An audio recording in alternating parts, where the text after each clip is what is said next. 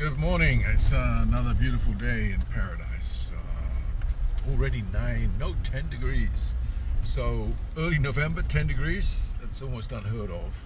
But such is the unusual fall that we've had, and now early winter.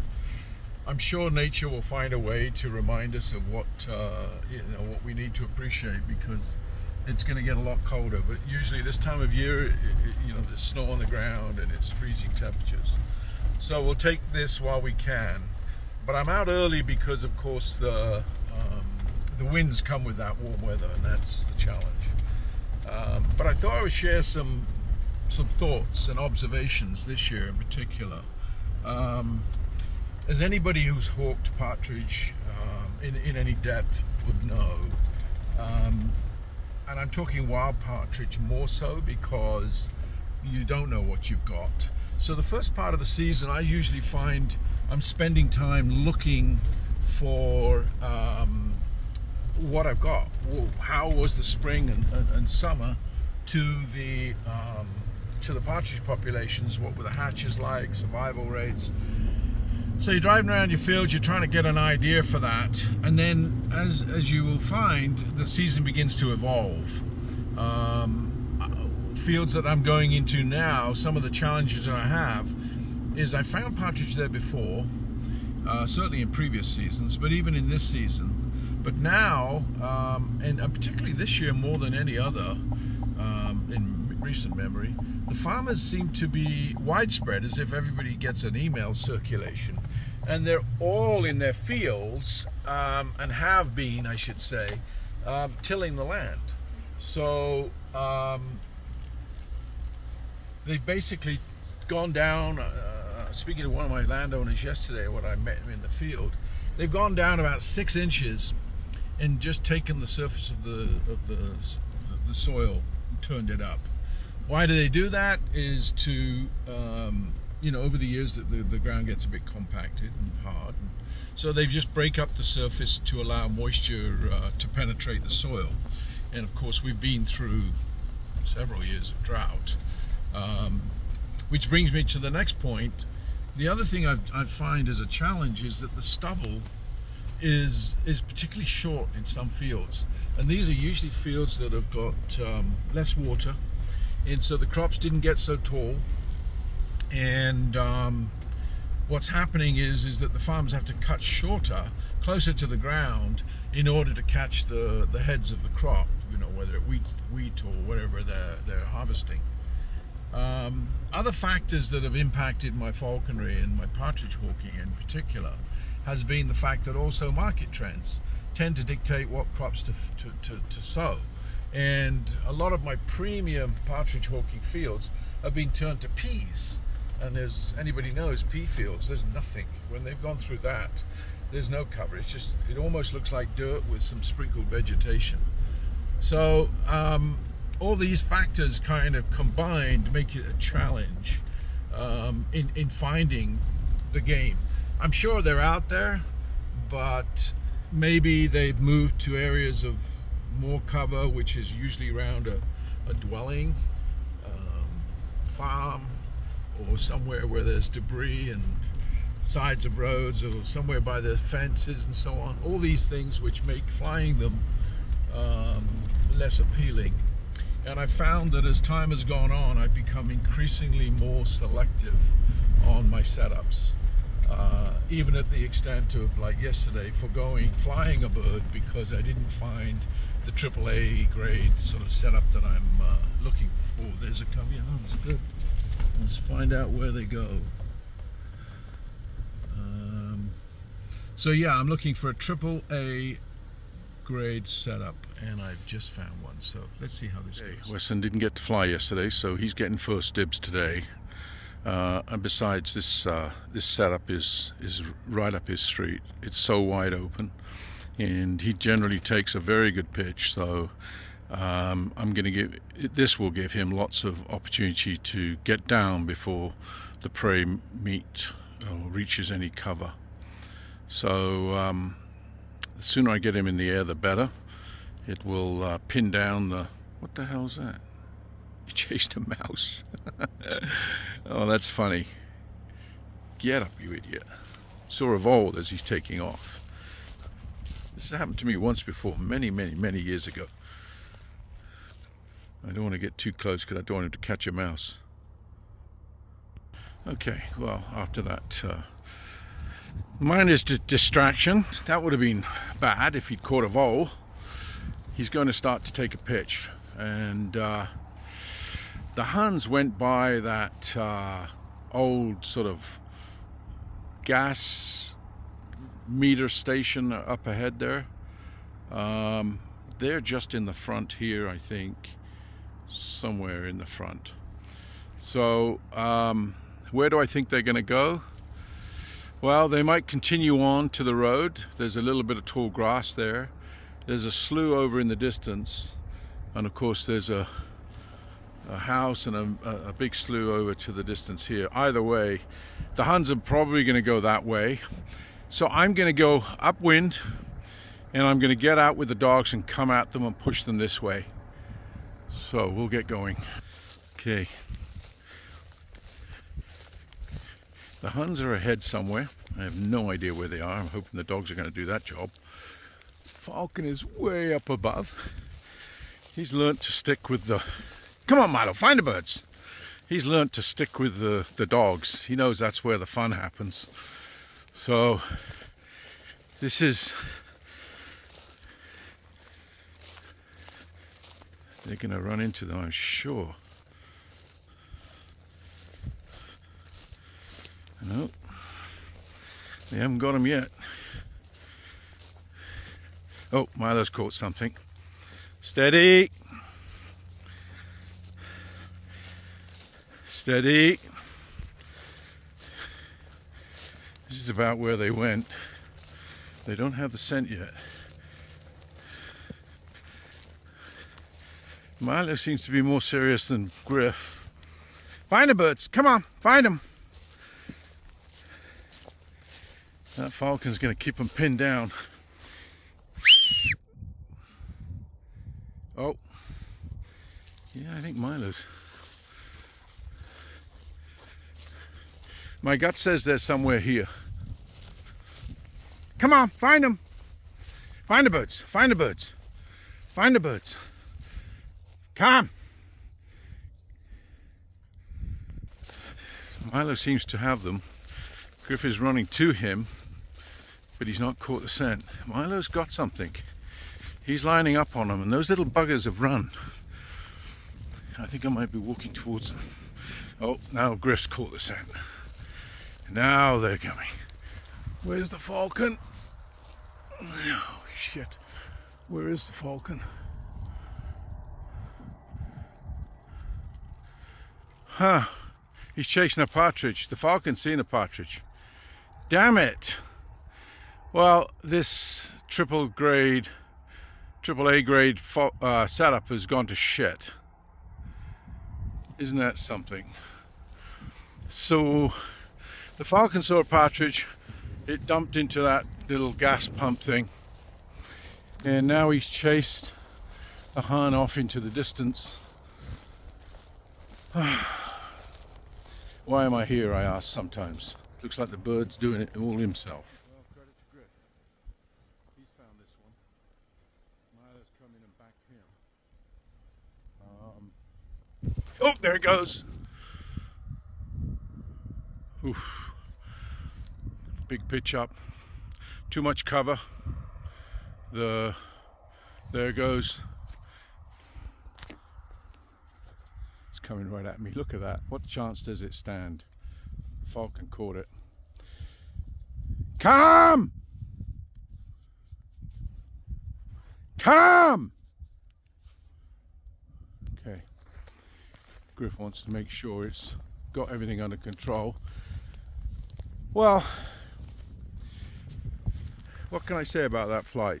Other than the fact I really didn't have any involvement in it. It was a AAA grade setup, and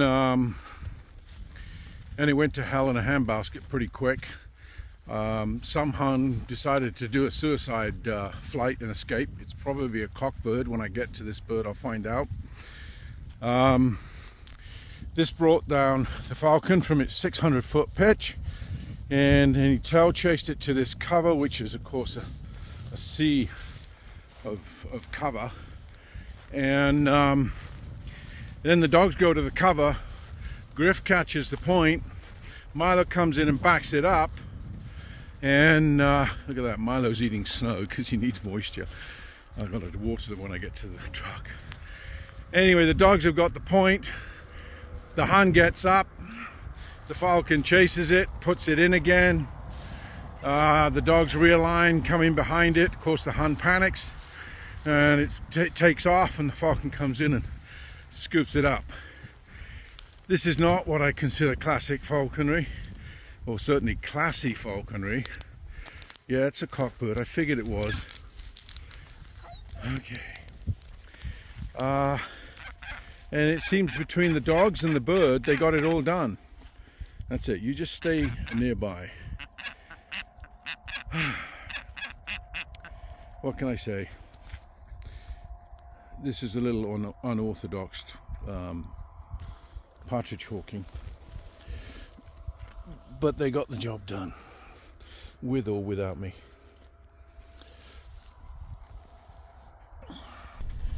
Well, that's what you call a shit show. To summarize that flight, it was a AAA grade setup, and it was like destined to be doomed from the start. The falcon takes off, goes like 30 feet and tries to catch a vole on the ground. Then that vole thankfully hides, and the falcon takes off, takes a good pitch, maybe, I'll check the metrics, but somewhere around 600 feet. And Milo's working the field. He seems to find a point, but a Hun breaks behind me, and it's a cockbird, I guessed, but I found out eventually. When the flight concluded, it was a cockbird. It took off, and of course it drew the falcon down, and that resulted in a tail chase, and it went off to a distant slough. Falcon remounted. Griff ran over because he follows the flight, which I encourage him to do, and Griff nails the point, and Milo comes in behind, honors the point. I'm walking over, whatever it is, 300 yards or more away, and the Hun flushes. Falcon comes down again. The Hun dumps, because this slough is quite a bit of cover. So Falcon's remounting again, and this time the Hun flushes yet again, probably because the dogs are trying to relocate it and flushed it. Now the dogs are chasing the Hun, keeping the Hun in the air, and the falcon's chasing the Hun, and the falcon scoops it up and binds to it. The falcon goes and lands, the dogs go check out, okay, everything's under control, and then I walk over there. Griff's lying beside the falcon, which he is inclined to do, which is a life-saving measure, but he's also got an ulterior motive. He wants some of the scraps. Anyway, that was probably one of the more unusual Hun setups. It was different, but it wasn't really what I was trying to achieve. Anyway, the job got done. The point of this was that it all seemed to happen regardless of me or my presence. The dogs and the birds seemed to have it all figured out. So I guess today, like Kamala, I'm fired. I just bumped a cover of Huns here. They've gone over and landed in that drawer. There's quite a lot of cover here, so it's not a high odds percentage of catching, because the Huns will have a propensity to dump. That being said, Smith's turn to fly, and he's got a good ground game, and he's often quite good at catching his prey. But I'm hoping these Huns are going to give a good honest representation of themselves and fly far, and the bird will get a good clean shot. This is one of my favorite spots because of purely the picturesque kind of nature of it, but it's not really an ideal hunt setup in many ways, but I'm going to give it a go.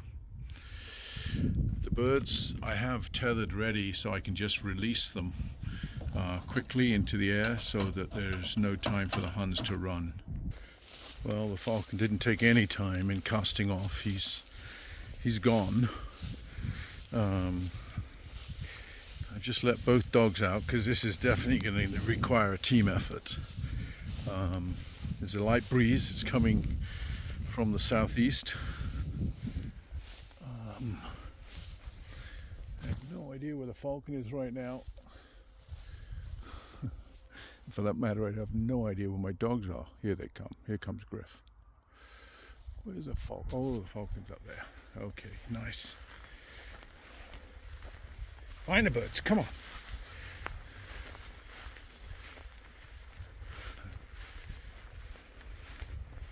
Sure they're going to get a point soon. Ravens coming in, as they often do, to investigate. Oh, there's a big mule deer down in the dip. He doesn't even know we're here. I have a tag for mule deer buck, but not for this wildlife management unit. Nice deer. Let's hope the dogs don't get involved with this. Steady.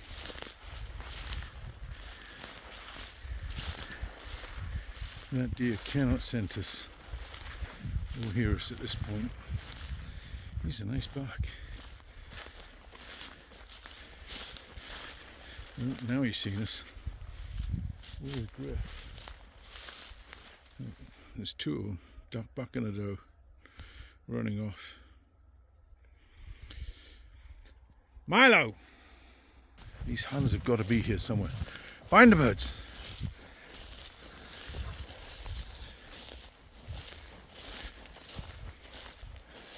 Milo! Work with me, boy!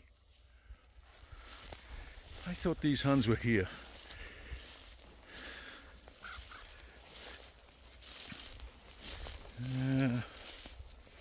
I may have mismarked them. Let the dogs do their work a minute. Come on, come!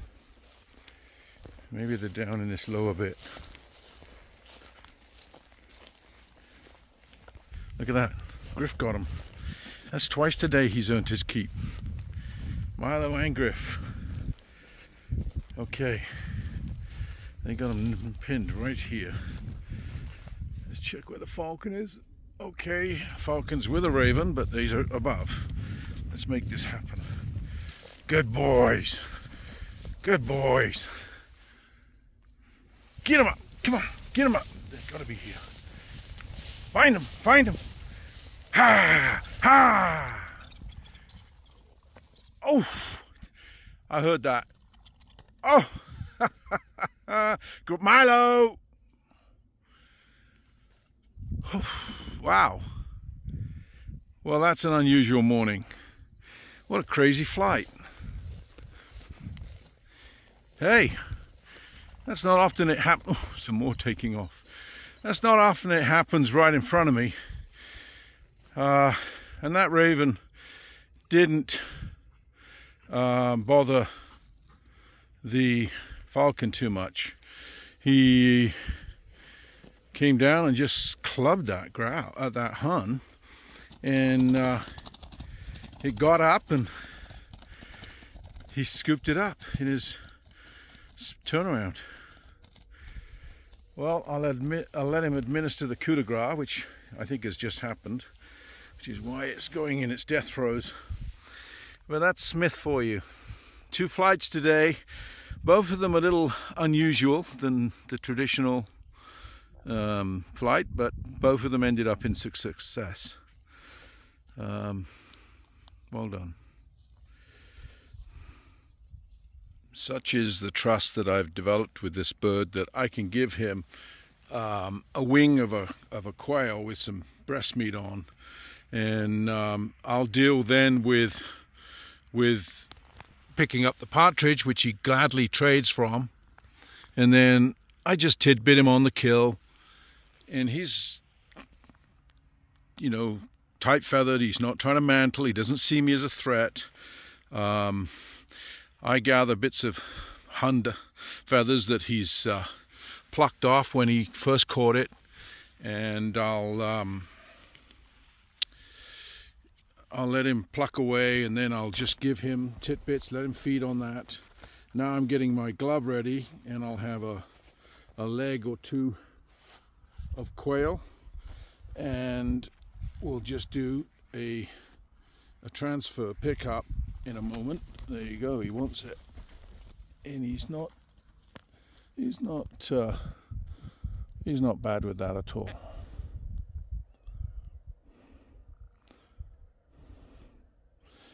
And he's not particularly fat either. He's on the lower end of his weight, but no mantling, no possessiveness, no carrying.